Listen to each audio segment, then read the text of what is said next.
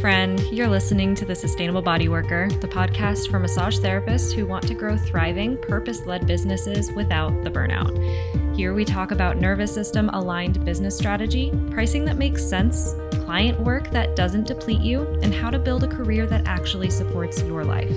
I'm your host, Gretchen Popp, massage therapist, mentor, educator, and recovering overachiever. Let's get into it.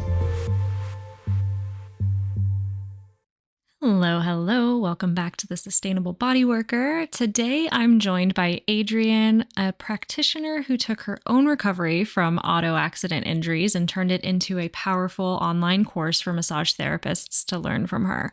Her work bridges practical skills with a deep understanding of how trauma and nervous system dysregulation show up after an accident and how we as body workers can support that healing process, as well as taking advantage of being able to bill auto insurance for our clients to benefit from this work. What I love about Adrienne's story is how she didn't just have an idea, she brought it to life. She created an online course that's helping other massage therapists feel more confident in working with auto injury clients while making massage much more accessible through auto insurance billing. We also talk a little bit about her own journey, what she's learned along the way, and how creating this course has shifted her practice and her life. And for those of you listening who have your own online course idea, or maybe you're just starting to dream about teaching in this way, this is exactly the kind of work we support inside the Sustainable Body Worker membership. You can check the link in the show notes to learn more, and if you'd like to brainstorm your idea with me, you can book a free call to see if the membership might be your right next step. Enjoy this episode. Alrighty, Adrienne, thank you so much for joining today. I'm stoked to have you here, and before we get into it, I would love to give you the opportunity to introduce yourself for anyone who is new to you, to learn more about what it is you do and why we're here to chat today. Awesome. Well, thank you so much for having me. My name's Adrienne O'Brien. I've been a massage therapist since 2016, and I've specialized for about 7, maybe going on 8 years now in working with people who've been in car accidents.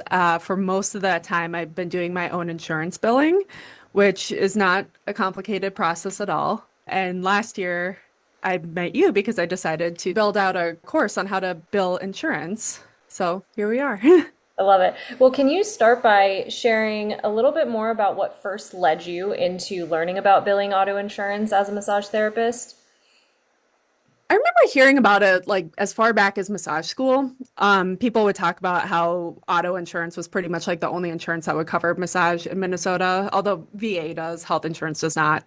And I remember my ears perking up right away, like, I need to do that. It would be a couple of years before I actually like ended up in a practice where I could do it, because I worked at a franchise for a year and then I started my own business. I kind of landed in a clinic that happened to do a lot of auto cases. And at first, we kind of had a deal where I was like trading a few hours of auto cases a month for rent, which was like a great thing when I was first starting out and didn't have like a full clientele. But once my schedule got more filled out, and then I realized I could do the insurance billing on my own, I just kind of took it over from there.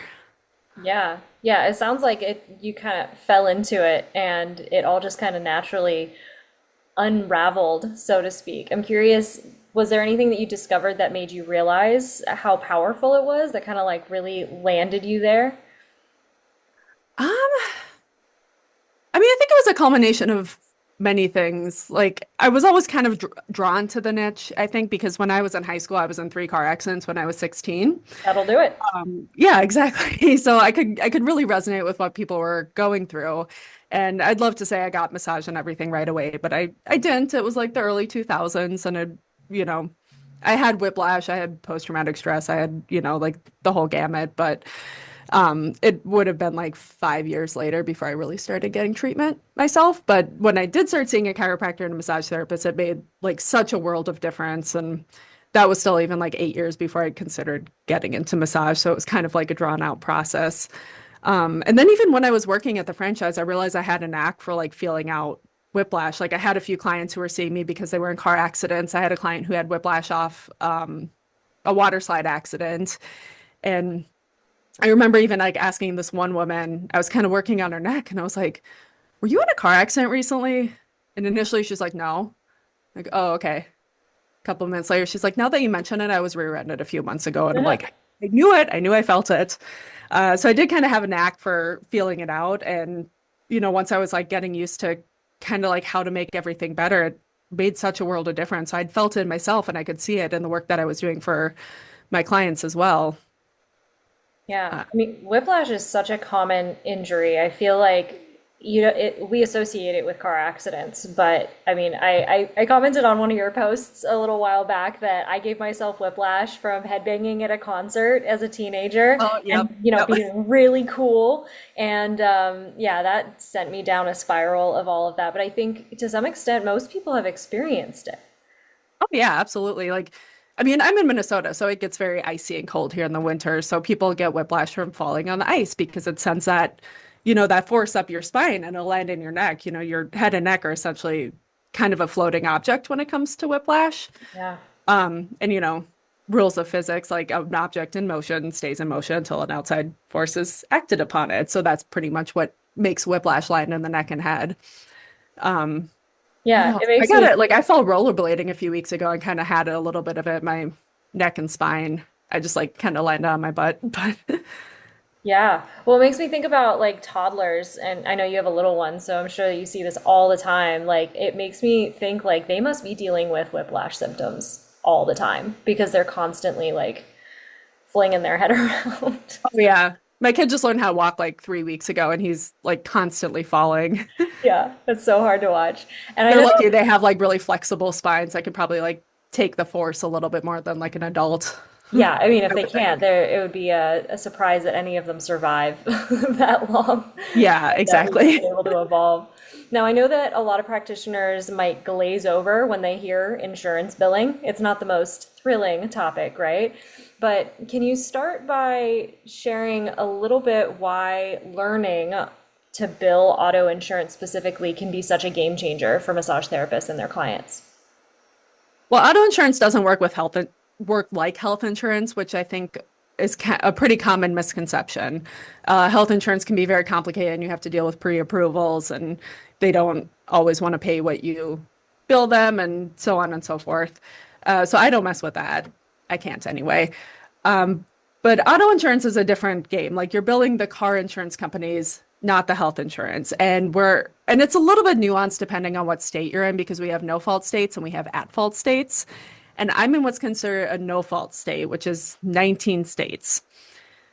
So that means that your auto insurance will cover your medical bills no matter who was at fault. Oh, And so everybody in no fault states and most, like I said, it's a little bit nuanced. I don't have all 50 states memorized, but most no fault states require that people carry personal injury protection. yeah. So here, every single person who has car insurance has personal injury protection. And if you're in a car accident and say you don't drive and don't have it, like the driver's insurance will cover like passengers that were in the car. It'll cover like, the other person. It covers you if you're like hit by as a pedestrian or on a bike. And the amount that's covered is a little bit different depending on what state. So I'm just going to use my own state as an example. So Minnesota has up to $20,000 of medical bills. And, if somebody was like just rear-ended or in a T-bone accident and they didn't, end up in the hospital for weeks, like 20,000 for most people, I would say is like more than enough to get you back to where you were. Yeah. And they want to keep it really easy because if it goes above that 20,000, then they're working with attorneys and they're working on lien. And I do once in a while work with people who get up to that point if it was like a really bad accident or, they're still really hanging on after a certain period of time. They'll pay out what you bill. Like as long as you're within that 20,000, they want to keep it as simple as possible because they don't want to go above that 20,000 and start dealing with attorneys and the other person's insurance and so on and so forth. Yeah. So it's pretty easy. Like here, they have to pay all reasonable bills within 30 days. So you send in the bills and within a month you get a check. That's huge because Sometimes, I know that a yeah. lot of people who do medical insurance, part of the reason why I never even considered doing that is I've got friends who do it and they have outstanding tens of thousands of dollars outstanding that they need to be paid that the insurance companies are just hemming and hawing over. And I would not, I mean, I feel like our career is financially a little here and there sometimes enough that I would not like knowing that there's 10,000 plus dollars in the ether not being paid out. So auto insurance is different in that regard. Exactly. And like I said, I do work with people on lien once in a while if they either go above that 20,000. Once in a while, insurance companies try to like cut them off before that. But as a massage therapist, you can decide if you want to take those cases or not. Like usually you know when someone's gonna hit their limit or they're gonna be cut off for one reason or another, and you can decide from there to either give them a super bill and have them seek reimbursement or not work with them anymore.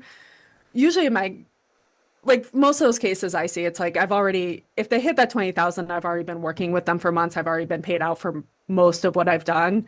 And I'm willing to do like a few more appointments on lean. So I'm not putting tens of thousands of dollars out there that aren't getting paid for, and usually you have to keep working with them until they don't feel like they need treatment anymore. And that's when they go to court. But again, that's kind of a rare case. And like you can take those on a case by case basis. And I Okay. do get more into that in my course, like kind of what you want to look for and, the relationships you want to have with the doctors and the attorneys and so forth. Totally. Yeah, that's important. And I imagine that this being able to bill auto insurance can expand access to massage in general for people that like actually really, not that some people don't need it. We all need massage, let's be real. But for some people who might not necessarily be receiving massage regularly, I mean, anyone, no matter their income bracket, can get into a car accident. And I'm curious, like, what your take is on the accessibility of it, as well as what that means for building a more sustainable massage practice. Yeah, it definitely opens doors for a lot of people who might not have thought of getting massage before the accident. Again, either they didn't think they were in the income bracket for it, or they thought it was something that people did at like bougie spas on vacation or whatnot. Um, But massage is something that really helps whiplash. And I've heard this from like the doctors I work with and like even the personal injury attorney that like we primarily work with. He says like a lot of his clients will say massage is the thing that helped them the most. Yeah. So it's not only opening the doors that, hey, you can come try this and this is going to make you feel better. Maybe they end up sticking with it. Like I have a few clients who are cash clients of mine that I've been seeing for years because they started with me on an auto case so many years ago and they got a benefit. They like coming and they continue to be clients. That's awesome. I mean, there's always people, practitioners out there asking, like, what's a way to get new clients? And there's the tried and true, like, hand out flyers or go do networking events or all of that. But I don't feel like it's intuitive to bill auto insurance as a way to kind of open the door for an entirely new pool of people to be exposed to massage. And I imagine, I mean, everyone has something other than just the whiplash that hurts in their body. So I'm sure it's one of those things where they like open up like, oh, this helps my physical pain. Could this help my shoulder too? Or could this, I'm Mhm. sure that happens for you where people are Oh, like, yeah, oh, yeah, exactly. yeah, Like, you're not, when you're doing insurance, you're not really supposed to work on pre-existing conditions. Um, but, it's 2025. I think everybody has like a desk job that could be considered a pre-existing condition. yeah, Like their yeah. neck hurts from work or they work at a computer, they spend too much time on their phone, what have you. But then they realize massage can help those things as well. Well, I mean, let's be real. That's a predisposition for the whiplash being even worse when they do experience that injury. Oh, yeah. Their Yeah. neck is already like out of alignment. The muscles are, maybe they're weak, tight, shortened, anything. Yeah. Yeah. So what, like, you mentioned that you had this experience, but was there, like, you had the experience with your car accidents as a kid, but was there a moment or experience that made you realize how important this knowledge could be for our profession? Oh, yeah. I mean, like anybody can be in a car accident. You could already have a full schedule of clients, and like suddenly one of them is rear-ended. They find out their insurance is going to cover massage, and they found out massage is great for whiplash, and now suddenly they want this specific treatment. So, one, it can, like, billing insurance can be great just to have as an option for clients that you already have. But then also, maybe say they like 90 minutes of deep pressure, and now suddenly they can't take that because their body is not feeling quite the way it was before, and they need a little bit of a different approach for a while in order to get back to where they were. Mm. So it's good to know how to work around auto injuries, what to look out for, obviously like the red flags and whatnot, and also to help guide them to get the treatment they need. Yeah. Yeah, absolutely. That's such a win-win, not just finding the new clients, but then being able to serve your existing clientele when kind of the inevitable happens. Hmm. Yeah. Exactly. And I So, know so many massage therapists, like I even saw the massage therapist I usually see the other day, and she said she didn't always feel prepared working for whiplash, like maybe with the clients that she already had, but like having somebody totally new come in who has this injury, it can be a scary thing. Not that it was scary for her. She's wonderful. Um, but even for like newer therapists, it doesn't have to be super complicated. You just need to know like the red flags to look out for and kind of how to, especially if the accident was recent, how to approach it and kind of where and at what titration to work at. But I think anyone can do it. A lot of Yeah. modalities can definitely make a difference. I remember being a newer massage therapist. I'd say, like, even up until probably year 6 or 7, any new thing, any new condition that came along, it just like really tickled my imposter syndrome. And, like, oh, did I learn this in school, or could I look this up real quick and try and like deduce what the root is?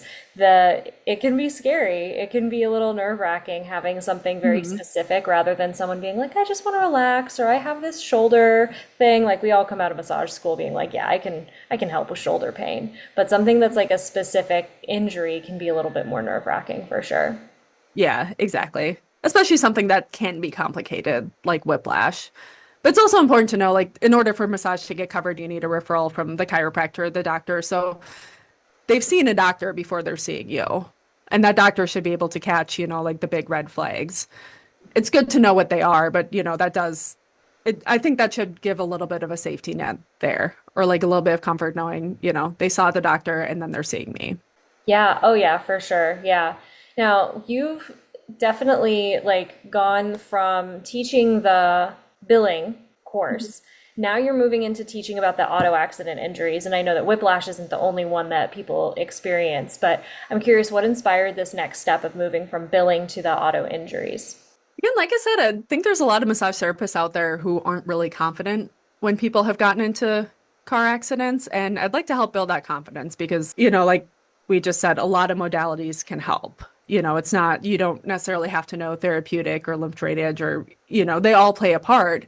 But when people are in a car accident, their nervous system gets so dysregulated because trigger warning, people die in car accidents and your client did not. And that's why they're sitting in front of you, seeing you for this treatment. Like they survived that, even if it wasn't a bad one. But like on a deeper cellular level, like their nervous system is still grappling with the fact, like, oh my gosh, I just survived something that could kill someone. So, they're dysregulated, they're stuck in that fight or flight mode. They're losing that mind body connection. I think I see with a lot of clients, like they get back in their car to drive somewhere and suddenly all the symptoms come up and they're hyper vigilant or maybe they don't even want to drive anywhere because like now driving is like suddenly a fight for survival. Yeah. And I think massage, like even Swedish relaxation massage, can help make the body feel safe again, kind of tune down that sympathetic activation. And it can just bring back that mind body awareness that is lost in something physically traumatic, even getting rear ended. Hey, friend, pausing the episode real quick to share something I personally use and deeply believe in. If you're like most body workers I know, you've probably had those days where your nervous system is completely fried from back to back sessions, admin chaos, and way too much time hunched over a screen. Maybe you want to meditate, but your mind is racing. You want to ground, but your body won't let you. And that's where the In Harmony practitioner mat comes in.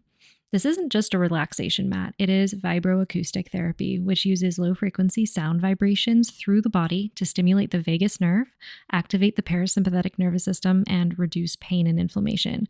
It's the real deal. I got mine back in 2021 for my clinic, originally for clients to use before body work or a sauna session, but honestly, I used it just as much for myself.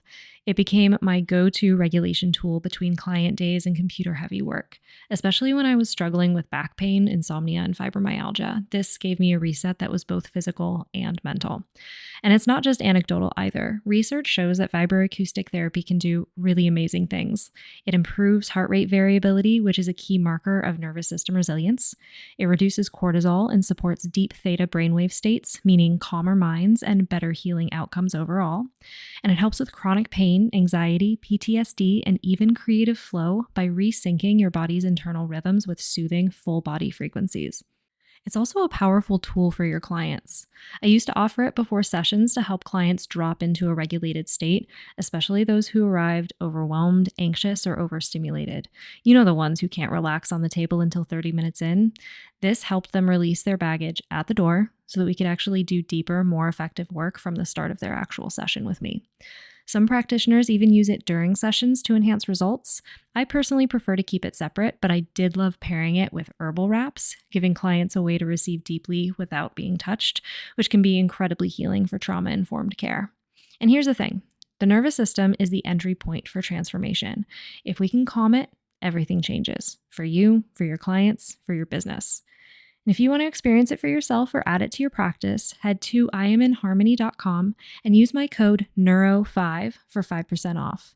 It's a write-off for your business, and honestly, it's one of the best investments I've ever made. All right, let's get back to the episode. I think we so commonly focus on the physical, or at least the pain aspect of healing after a car accident. So the whiplash or the femur injuries that often happen and things like that. But let's talk more about the nervous system because that's such an overlooked aspect, but it's so overwhelming, I think. Like even with the most seemingly simple of car accidents, it can trigger such a strong fight or flight response. I'll speak from my own experience. When I was about, I was maybe 21, 22, there was black ice. I lived in Boulder, Colorado, and we would frequently have these like heavy snows and then a sunshiny day, and then it would drop below freezing at night. So we'd end up with this beautiful sheen of black ice on the road. And I was taking a turn too fast because I was singing along to a really awesome song. And I remember David was sitting next to me actually when I lost control of the car and crashed into a tree. And I remember being, I still joke with him about this. I'm like, what do I do? What do I do? Because he grew up in Steamboat and he's really good driving in the snow. I am not. I barely know how to drive at this point. Probably still barely know how to drive. But I crashed into a tree. And I remember that whole evening, I was just curled up on my bed, just like in the fetal position, shaking after that. We were both fine. Like, I don't even know if I even had so much as whiplash after that. But my fight or flight response was so triggered. And even for years afterward, I remember I was like, 20, 21 at this time. And even after my daughter was born, so this was like 6 years later, there were times when driving to the office, if I'd even skid a little bit on the snow, I'd have that full on fight or flight response come back and cripple me. Like I would even call clients and be like, I'm not making it in because I had a much farther drive at that point in my life. And I'm not making it in to the office today. And so let's talk about that more because I'm sure that that's something that really is overlooked when it comes to auto injuries. Oh yeah. I mean, that can get stuck in your body for a while, like your nervous system is remembering like this horrible thing happened when I slipped on the black ice and they don't even salt roads in Colorado, if I remember correctly, right? They do on really bad They winters. do. Okay. Yeah. We've talked about this before. I used to live there too, and I don't remember them salting, but I also grew up here, so I had experience driving in Yeah. snow. Not that it wasn't scary with the black ice some days, but Yeah, it's um, terrifying. yeah. But I remember after mine, because like even like the first one was the worst. I like T-boned someone and we were all fine. I was bruised alongside of my body, but walked out fine, got really sick a couple days later. Um, Second one, I had a guy rear end me. And then the third one, like I was in the passenger seat and the driver rear ended someone. And that was like the smallest one out of all of them. Like I think just the bumpers were dented, filled out a police report. Like I don't even think I got sore, but the post-traumatic stress almost kicked in with that third one. And I Yeah. remember after that, I was at like a summer camp sort of thing in DC, and it was one of the counselors driving. And when I got back to Minnesota, I did not want to drive again. I would go like 30 miles an hour in a 50, like white knuckling the steering wheel with my dad in the front seat, who's just like, you could drive a little faster. And I'm like, no, I can't. No, You're I can't. probably actually the dangerous one at that point, driving so far below the Exactly. speed limit. Yeah, I probably was. I remember like having people like pass me and probably honk at me. I don't know. It was terrifying. I was going to move somewhere where I didn't have to drive, but slowly it started coming back and I got my confidence back. But I remember even like in college, if I was a passenger and one of my friends was driving and say, the people who don't start braking for stoplights until they're like close to that stoplight. Don't even get At me started. Oh my gosh. I would be in the front seat, just like gripping the sides, like suddenly hyperventilating, like, oh my gosh, we're gonna hit them. So I got to a point where like I was fine driving if I was the one in control, but then I was still like terrified being the passenger. And yeah, I still feel that once in a while if the driver happens to be a little bit crazier. But the older we get, the less crazy we are, I think. Yeah. So with that experience and with this connection of the nervous system, obviously if someone comes in for a whiplash, you're working on the scalenes, you're doing the muscles and all of that, but is there like an attentive approach to regulating the nervous system and what you do as well? I think you have to be conscientious of like pressure, like if you're going suddenly really deep on someone who's recently in an accident, it might trigger that sympathetic um, reaction, but it's really a case by case basis. So just being able to like read the person when they come in, like what state are they in? How recent was the accident? Like there's some, I've heard it called like acute versus chronic whiplash or hot versus cold. So was the accident less than 3 weeks ago and are they presenting with like a certain degree of symptoms? And then there are like different techniques that you can use if the accident was recent. And we know like everything's connected through the fascia anyway. And even if their neck hurts and their head hurts, if there's still a lot going on there, like there are different techniques you can do in different parts of the body that will still help and still kind of like get that energy into the fascia, get that energy into the body and begin to like trigger that self-healing process. So that as that calms down, you can go into the deeper stuff. Yeah. Oh, I mean, imagine that a lot of the whiplash, especially chronic, would be guarding and not necessarily that there's any tissue damage lingering, but that there's a pattern of protection in order Hmm. to like, and that's all nervous system. Oh It's yeah. just that there's, damage to the spinal cord or anything like that lingering. There's the nervous system is like, nope, we're gonna hunker down and no amount of railing away on those scalenes or SEM or anything like that is going to get that to relax. Exactly. Yeah, people can get like so tight because it definitely gets to a point where, in the beginning, maybe they can't take a lot of pressure. And then there's a point where it almost flips to where they can barely feel light pressure. And it's like you have to like figure out how to work deeper without making things go regress or get worse. Yeah, it makes me think a lot about what Tracy Windmill talks about with the nervous system presentations and the like how their nervous system is actually presenting and being able to receive massage. And so Mhm. that's really interesting.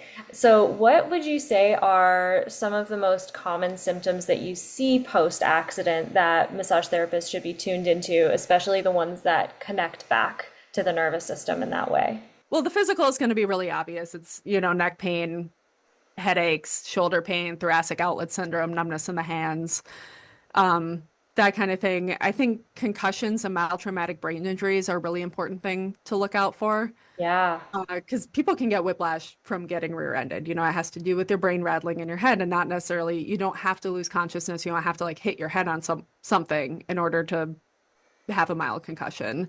So then that affects, their cognition and how they're presenting in the world and dealing with things and how they're handling stress. So I have like a special intake now that's like just for auto injuries and it covers a lot of those like cognitive sort of symptoms. And that Awesome. sometimes they're not even aware of it right away because, say someone takes a couple weeks off of work and they're just staying home and focusing on relaxing and then they don't realize these symptoms or even like the nervous system dysregulation, they don't realize until they have to drive back to work. And Yeah. now so they're out in the world and then they're having to like focus again and having to like get back into their lives. And that's when a lot of those symptoms might present as well. That's so interesting. I'm curious, how long do you typically work with someone? Like, say, what's the average amount of sessions or time period?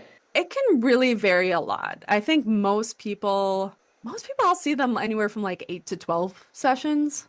A lot of people come in and they might have neck pain or headaches and this helps and they go back to life, but it really depends. Like I've have two clients right now. I've been seeing them both of them over a year. One of them coming up close to a year, one of them a little bit over a year. And It's actually funny because I realized that they have something in common. One of them was hit by a drunk motorcyclist, and one of them was hit by a texting driver. So both of them were hit by people who are just doing reckless, stupid things on the road. Okay. Yeah, and those are getting a little bit more complicated because they're kind of more into the chronic phase. But we're still working through it, and they both are showing improvement. What do you think it is about the reckless driving that is potentially contributing to this chronic recovery?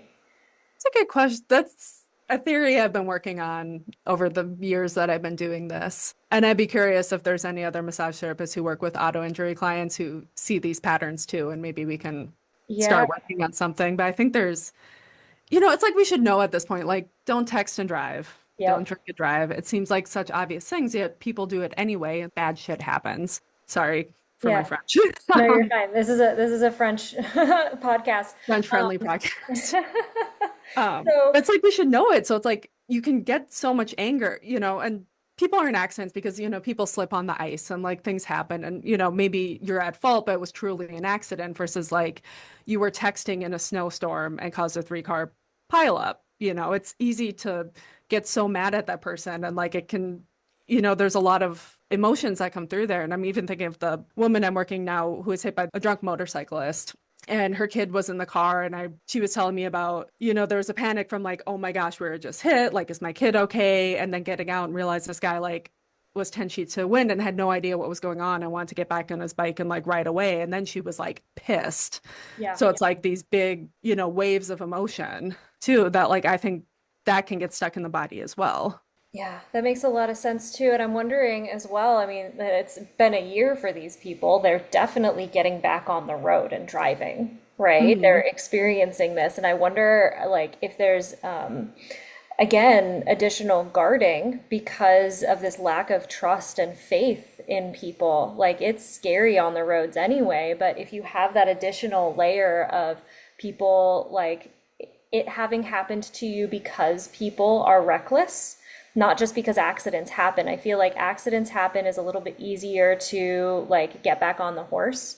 But when you are faced with something life-threatening because people have been reckless and you lose a little bit of faith in humanity, if you had any to begin with, that that I wonder if that is like the psychological layer. And I mean, I would invite Yeah, anyone listening who does have this experience or anyone who has that psychological insight, drop a comment on this episode and let us know your thoughts right. because that's a fascinating Even thought thinking about process. it, I feel like my nervous system getting a little active, like people doing stupid shit. Don't Yeah. do it. We have one road here that is the main road to access my house, and I've heard from other people like don't drive on that road. Like there's an accident on it all the time. And like I don't know if it's just Virginia, but there's special people out here. I'll just say that where they really like how loud their car is and they really like to do what my dad calls playing leapfrog, just like driving through all of the cars and Oh, winding yep. through. And there are those people that just love doing that on this highway, and it's really scary. And there are back roads, and they're windy and dangerous in their own way, but it is technically safer to drive on those back roads instead of on this main highway that's supposed to actually be safer, just because there are people out there. And the fear of that, we can consciously get over something, and we can physically recover from something, but trust is something that is very hard to build back. And yeah, having that level of trust getting back on the road, I'm sure complicates healing. Right. And because you have no control over what other people do. Nope. I remember when I was learning how to drive, my mom never wanted me to drive anywhere. And she's like, it's not you that I don't trust, it's the other drivers. And like, okay, I get that, but come Yeah. on, mom. Yeah, absolutely. Yeah, whenever I see the student driver tag on the cars, I'm like, I know you're doing that so people don't get angry, but also there's people out there that'll mess with the student drivers on purpose because there are those people. Mm. And yeah, it is interesting what happens when people get behind a wheel and the power that it gives them and how much it disconnects them from others as well, right? Oh yeah. We're all walking down a sidewalk, you see the human, you see the other person, but behind a wheel, you're seeing a vehicle and it dehumanizes the experience of traveling together and Mhm. crazy stuff can happen. Yeah. Well, I want to talk about when you built your course, because you were like, you amazed me in your process of building your course because you were navigating postpartum life with a small child, and that's no small feat. And so I want to know, like, what was that process like for you, and what would you say to other body workers that are holding a dream like that, but wondering if it's possible for them? I would say if I can do it, you can do it. Anyone can do it. And my son was like 3, 4 months old when I had the idea to do this, and the process was slower than I anticipated it being because I think obviously before you have kids, you can do everything a lot faster. So I was getting used to, just having to like slow things down to make space for my child, who's like the most important thing right now. So the process got drawn out longer, but I was still able to find like a little bit of time every week to keep contributing to it. And obviously, like learning the process of building a course and everything you have to put together got factored into that too, and not just like building the course itself. So I did it, I want to say. Well, and I will say, like, you did it faster than other people that have gone through this process too. So, like, you absolutely did an incredible job with that. It's a stepping into a role that not a lot of us even start out in the massage therapy field, like, thinking about. We're going to be massage therapists. We're going to work one-on-one with people, and maybe we'll expand our practice, or maybe we'll teach in person. Those are like the options that we think that like maybe we'll go into if we're super successful, right? But stepping into like the online teaching role and like really turning into a specialist in some way is something that a lot of people don't necessarily see for themselves. So that's definitely not just the act of creating a course, but stepping into that role is a big one as well. Right. It's like a whole nother layer of imposter syndrome. Like you get the imposter syndrome when you're out of massage school and like just starting out and you're like, who am I to do this? And you finally get used to that. And then it's like, oh, I can teach this, but wait a sec, who am I to be teaching this? And then it's like going through that layer again. You did a good job working through that. And, Thank you. looking at the bigger picture, how does teaching these skills, the billing, the injury treatment, the nervous system awareness, all that stuff, how does that line up with your mission as a practitioner and an educator? That's a good question. I've kind of always felt like teaching was the next logical step. And for so many years, I didn't know exactly what that was going to look like or how it was going to end up manifesting. And I did like a coaching program last year, like while I was pregnant, and kind of towards the end, I'm like, well, what could I even coach on? But I've been doing this for so long, and it kind of baffles me that I never thought about like teaching this specifically because I've had other massage therapists I know personally ask me to show them how to do billing, and I would just, send them an email and I'd send them a template of like the invoice I use and be like, just ask me if you have any questions. And then it finally occurred to me like, oh, I can make a course on this. And then if anyone asked me, I just send them this. And it's a lot more detailed than probably the emails that I was sending out anyway. That's funny. I thought that's exactly how I started out with coaching as well. I had enough people being like, "Hey, can I take you out for lunch and ask you these questions? Or can I take you out for a coffee?" And and eventually I was just like, man, I'm saying the exact same thing over and over again. And like they're all asking for the same information. I have this particular, I guess, skill set or mindset around growing a business that people seem drawn to. And man, I may as well just like record it once and share it with people over and over again. I mean, getting lunch and hanging out with a friend is always great. I love talking shop individually, which is why like I love still having the like one-on-one and group coaching component to what I offer. But yeah, once you start to realize that people are seeking you out, there's a concept in so many different coaching worlds that I've heard from various sources that we don't often recognize what our zone of genius is. And sometimes we have, and it's because it comes so easily to us that we kind of automatically assume that other people have that as well. And but what really the thing that comes naturally and easy to us and that we're skilled at is exactly what we should be sharing with the world. So recognizing what people are seeking you out for, what the questions people are asking you are, and even just asking people like, hey, like if you were to seek advice from me, what would it be about? And seeing what people answer, that's actually your zone of genius.